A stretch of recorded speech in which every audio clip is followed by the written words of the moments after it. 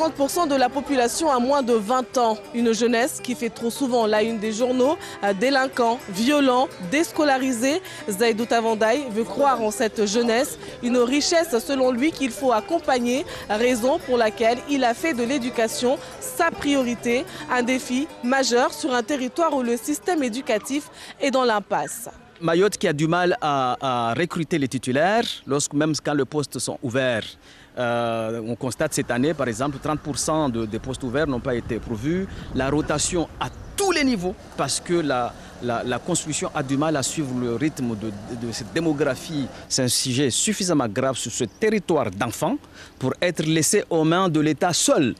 Donc, le sénateur élu des élus locaux cherchera les élus locaux pour aller au-devant, pour faire comprendre que le quoi qu'il en coûte doit bénéficier à Mayotte, ici, en termes d'éducation, parce que c'est ce qui nous permettrait, par exemple, d'éviter ce qu'on voit là, les machettes, les blouses blanches, les agressions, cette délinquance intenable.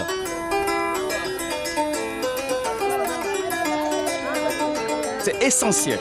Il faut que, sur le plan local, on s'organise pour être en capacité de produire de l'expertise, de la performance ici, au local, sur notre territoire, pour éviter ces jeunes qui ont 16 ans, 18 ans, qui ont le bac.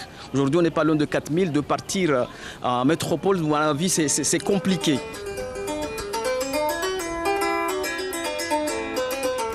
Un peu plus de 2000 étudiants sont inscrits au centre universitaire de formation et de recherche. Un témoin de l'excellence mahoraise, estime Zaïdou Tavandaï, et qui changera de statut dès janvier. Pour le candidat, il y a encore du chemin à parcourir.